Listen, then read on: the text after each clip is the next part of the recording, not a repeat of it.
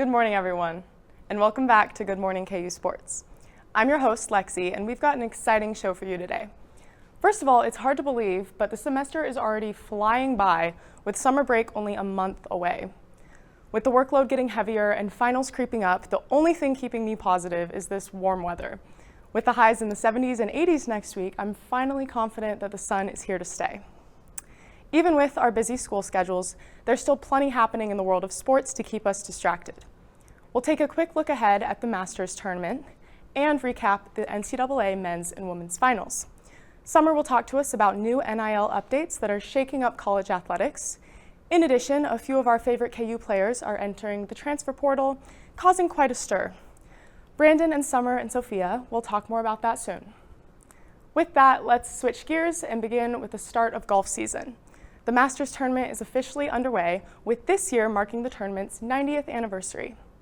Beginning yesterday, April 9th, at the Augusta National Golf Club, the biggest names in the sport officially began competing for the green jacket. These early rounds are setting the tone for what should be an exciting weekend. To hear more about what's going on, let's head over to Brandon. That's right, Lexi. The 90th edition of the Masters is officially underway. It's a tradition unlike any other. Defending champion Rory McIlroy kicked off his title defense with a 5-under par opening round to take a share of the 2-shot lead after 18 holes. The 67-stroke score is the lowest round one score for Rory since 2011. Many people were intrigued to see if the newest member to thrust the glorified green jacket over his shoulders would perform better or worse this year around.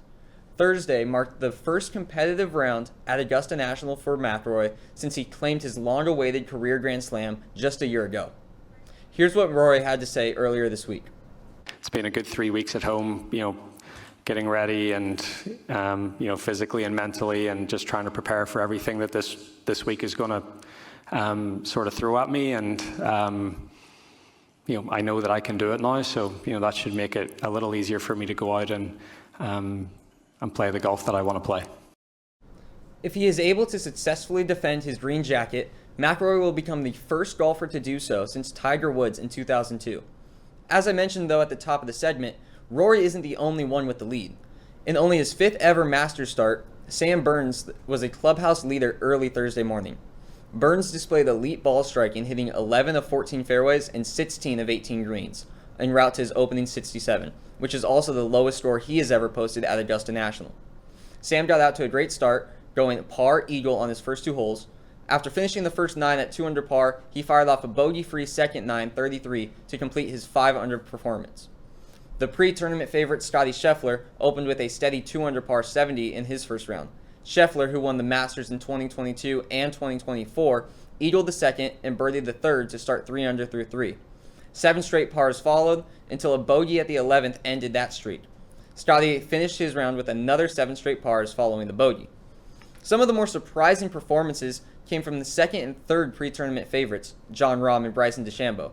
Rahm, the 2023 Masters champion, carded a birdie-free 6-over par that consisted of 4 bogeys and a double on the par 5 13th. DeChambeau entered the tournament as a popular bet after winning his past 2 starts on LIV. Bryson shot a 76, which included 3 bogeys, 2 birdies, and an unfortunate triple bogey on hole 11 after struggling to exit a greenside bunker. Kansas Athletics Hall of Famer Gary Woodland had a great first 9, shooting a 3-under par 33. A 2-over par second 9 brought Gary in with a 1-under round, placing him inside the top 10 after round 1. Woodland has always been one of the most liked guys on tour, but that love has skyrocketed over recent years. After a brain surgery in 2023 and recently announcing that he has struggled with PTSD, Gary found himself back in the win column 2 weeks ago at the Texas Children's Houston Open.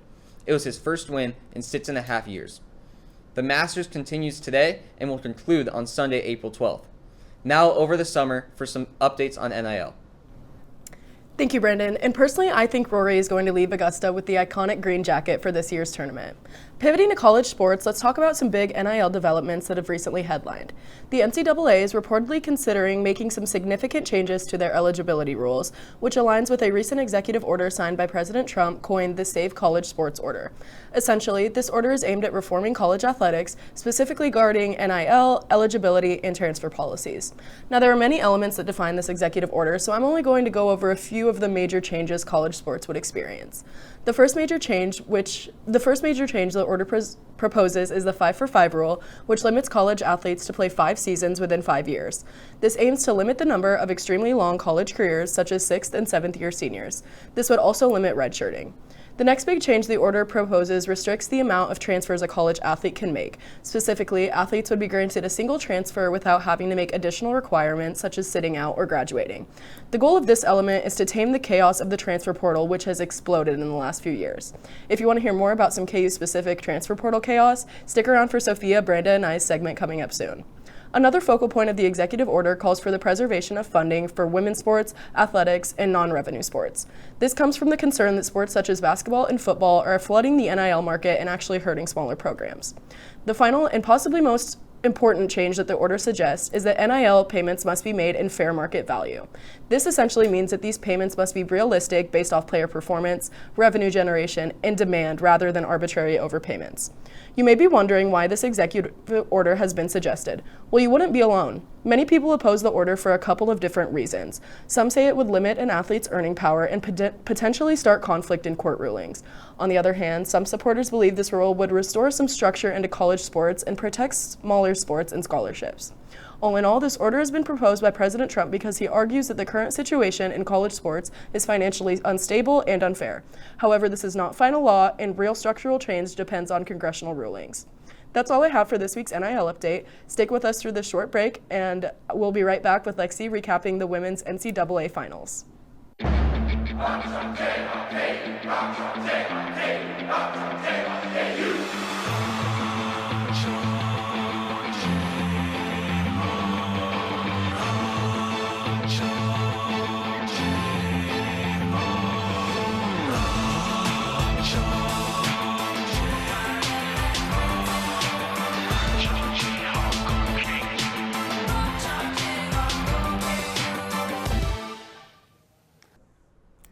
Welcome back. The NCAA D1 Women's Championship game commenced on Sunday, April 5th, and delivered a historic moment.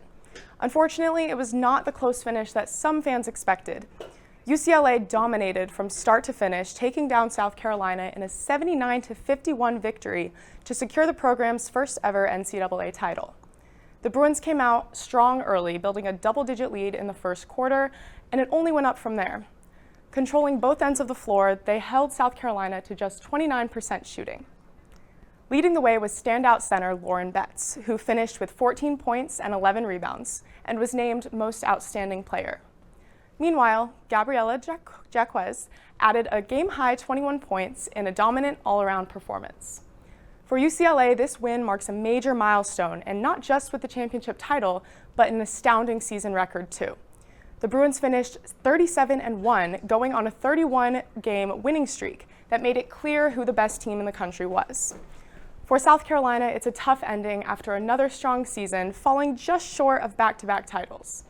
Although our women's basketball team didn't qualify for the NCAA tournament this year, KU's senior guard, Elle Evans, made headlines by taking home 3 titles during the 37th annual State Farm College Slam Dunk and 3-Point Championships on Friday night at Hinkle Fieldhouse in Indianapolis.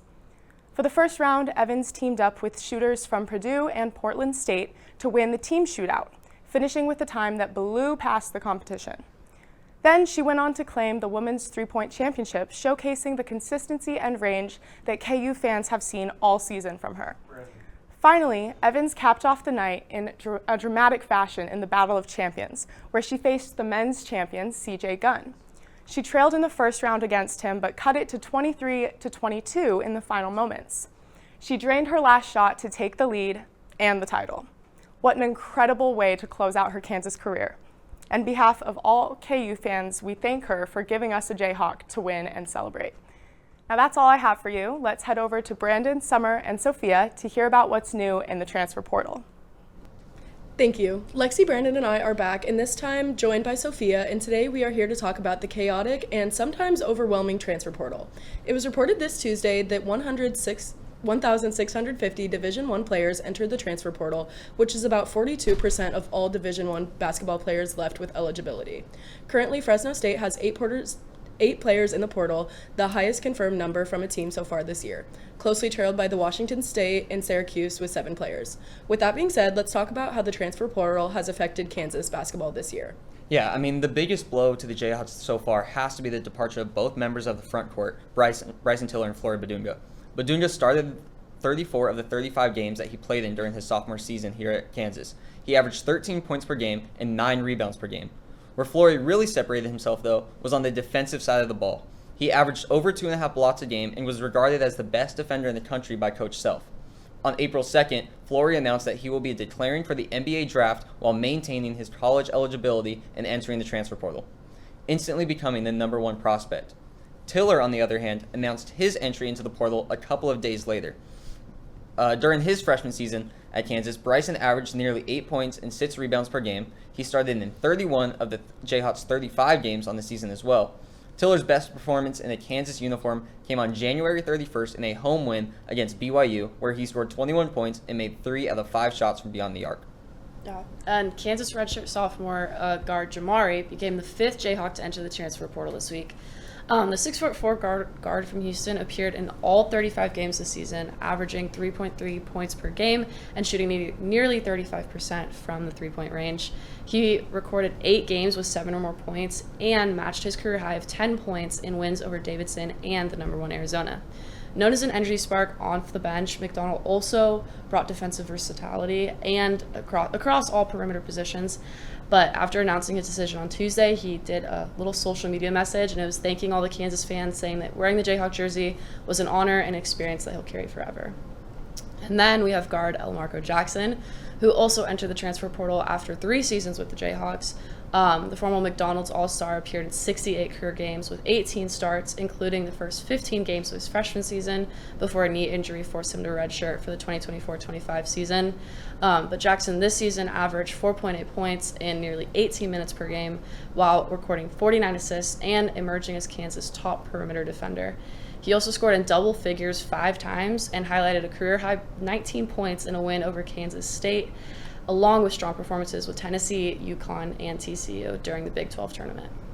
Yes, and then on April 6th, the 7-foot freshman reserve Paul Mbia also announced that he would be entering the transfer portal. Mbia played limited but really crucial minutes this year early in the NCAA tournament, which has certainly raised his profile. It seems like he's searching for a bigger role elsewhere as Kansas's front court is starting to look a little bit uncertain. I wouldn't be surprised if he gets picked up by a big program, as he's really talented at protecting the rim, getting rebounds, and he has almost a 70% field goal percentage. Yeah. Now, we've touched on some of those guys who are leaving Kansas, but I also wanted to take a look at potential people who are coming in for fans. Recruiting-wise, the Jayhawks have already landed 5-star guard Taylon Kinney, as well as 4 stars Davion Atkins, Trent Perry, and Luke Barnett. The number 1 overall prospect, Tyron Stokes, has also been given a 100% crystal ball by 247 Sports to be in Lawrence come next fall.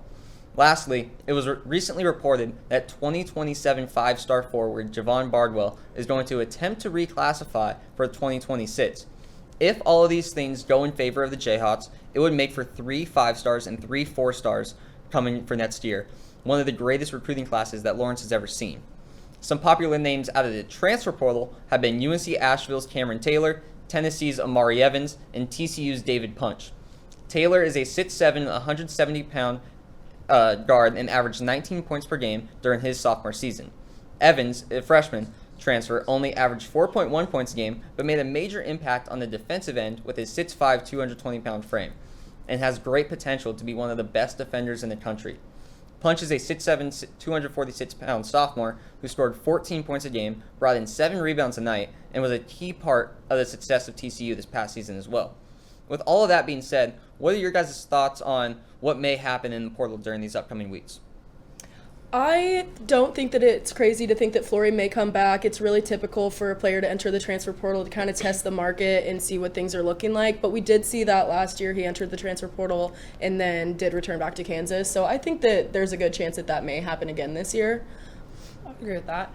I'm just happy Cole's staying. Yeah. I mean, Yeah. I wasn't really expecting him to transfer. You know, he's a sophomore. I think he kind of really started showing up this season, so I wasn't really expecting it. But I am happy that he is staying with us after we've had all of these transfers. Yeah. I think for Kansas, the main goal, in my opinion, should be to attack the front court and try to get bids. Some of that I'm kind of looking at is Mustafa Thiam from Cincinnati. He's a 7'2" center who averaged 12.8 points a game, as well as 7 rebounds, and also had one of his best games against Kansas in Allen Fieldhouse when they came in and they knocked us out. But yeah, so I think that for Kansas, a big deal for them is because they already have so many guards coming in with recruiting, and then like you said, Cole's still here, at least at the moment. So re-embracing that front court is going to be a major deal. Yeah, I definitely agree with you. I don't see Cole leaving. I think that he was a fan favorite, especially later on this year. He put up some good points and had some definitely good plays, and so I think he's kind of solidified his spot at Kansas. Yeah. But I would love to see a Taylon Kinney and Tyran Stokes combo hit the 2027 KU basketball court. That would be cool. Yeah.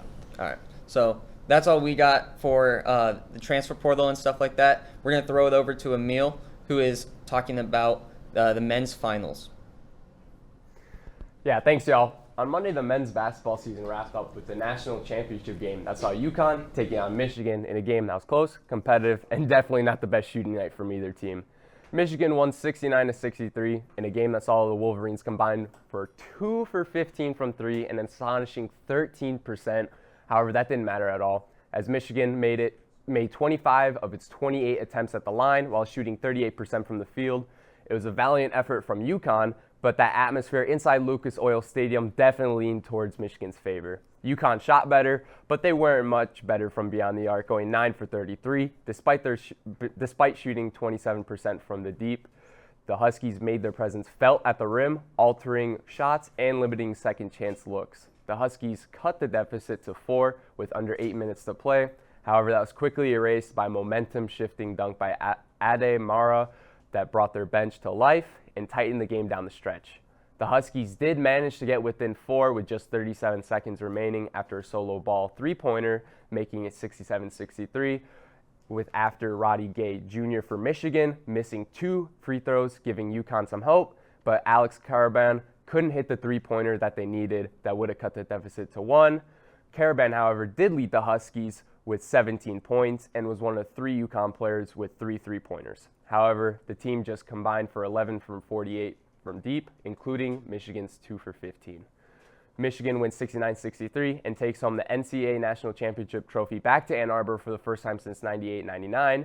Michigan winning also helps bolster that Big Ten resume, giving the conference its first men's basketball title since Michigan State in 2000. That's all I got for men's national championship news. Here's Chris with some NBA news. Thanks, Emil. The NBA regular season is coming to an end, and teams are beginning to lock up their positions in the playoffs and play-in. In the West, the Thunder have locked down the 1 seed, and the Spurs have locked down the 2 seed. Lower down in the bracket, the Timberwolves will be the 6 seed, the Suns will be the 7 seed, and the Warriors will be at the bottom at the 10 seed. The Nuggets have a 1-game advantage against the Lakers and Rockets, but nothing is locked up yet. The Clippers have a slight advantage against the Trailblazers for the 8 seed, but tonight there's a chance things change as they go head-to-head at 9 p.m. Central Time. In the East, the Pistons have locked down the 1 seed and have the opportunity to win 60 games, which they haven't done since 2006.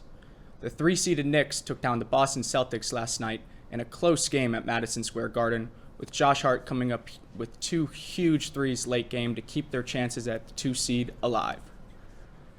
The Cavaliers are just 1 game behind the Knicks, but their only hope of passing them is if the Knicks lose out and they win out. The rest of the East is very uncertain, as the Raptors can land anywhere from the 5 seed to the 8 seed. The Hawks, Magic, and 76ers can land anywhere from the 5 seed to the 9 seed. The Hornets can go anywhere from the 6 seed to the 10 seed, and the Heat can be anywhere from the 8 seed to the 10 seed. There are some notable injuries and returns going into the playoffs and play-in that could play a major factor in the team's performance.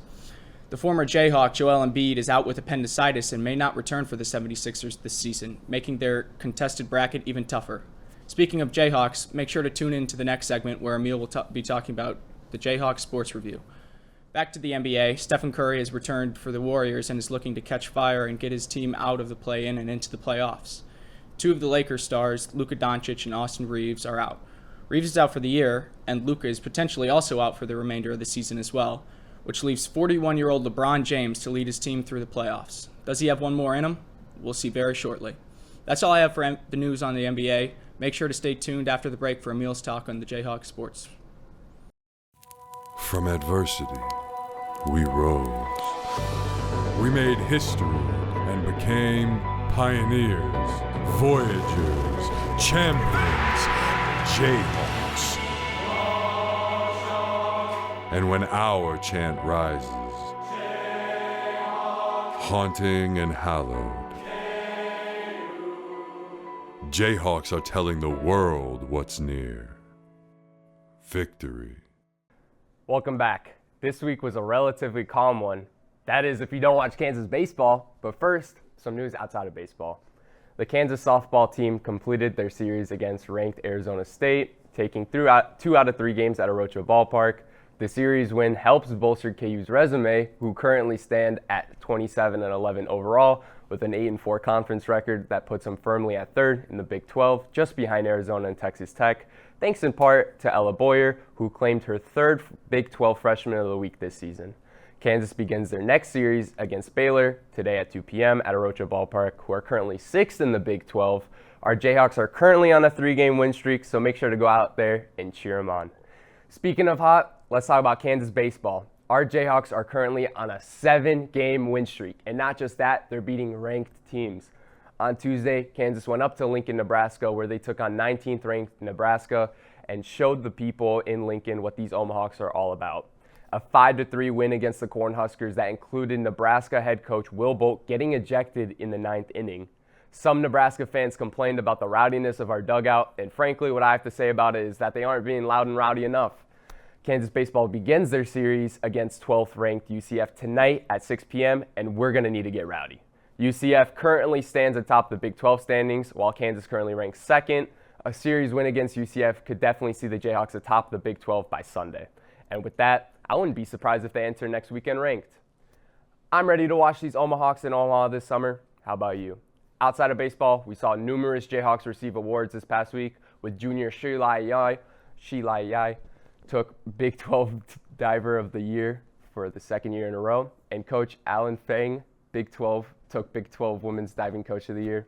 In pole vault, Anthony Meacham won Week 3 Outdoor Big 12 Men's Athlete of the Week after having himself a day at LSU's Battle of the Bayou last Friday. He won pole vault with a top national mark of 5.8 meters or 19.25 feet.